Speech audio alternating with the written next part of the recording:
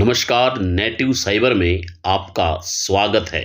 किसी चीज पर जब बैन लगाने की बात सामने आती है तो हमारा ध्यान केवल सोशल मीडिया ऐप या फिर फिल्मों पर जाता है।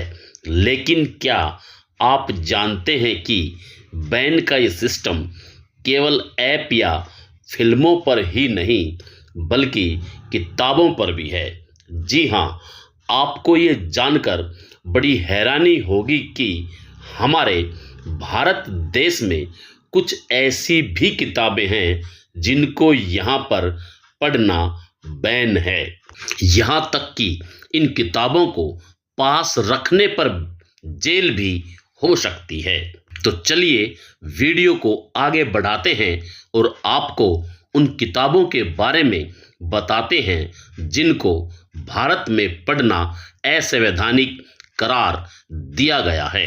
किताबों की इस सूची में नंबर 1 पर है the face of mother India. इस किताब को कैथरीन मायो ने लिखा है। इस किताब में भारत को ब्रिटिश नज़र से देखते हुए अयोग्य करार दिया गया है, इसलिए इस किताब को भारत में बैन कर दिया गया है। नंबर 2 पर है अनआर्म्ड विक्ट्री। इस किताब के लेखक हैं बर्ट्रांड रसेल। इस किताब में इंडो चाइना युद्ध में भारत की आलोचना की गई है।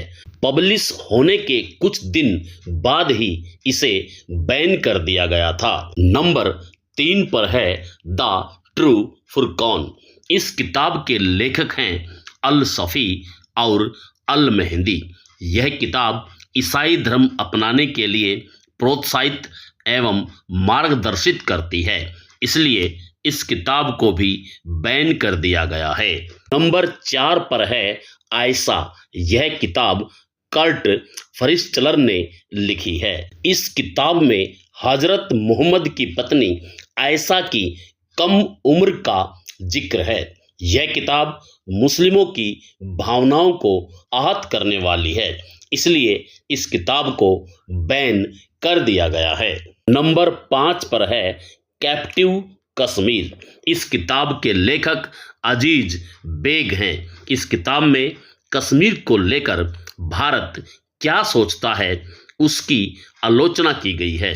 इस किताब में भारत के रुख को दमनकारी और क्रूर बताया गया है, इसलिए इस किताब को भी बैन कर दिया गया है।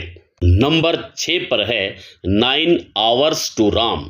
इस किताब के लेखक हैं स्टैनली वॉलपार्ट।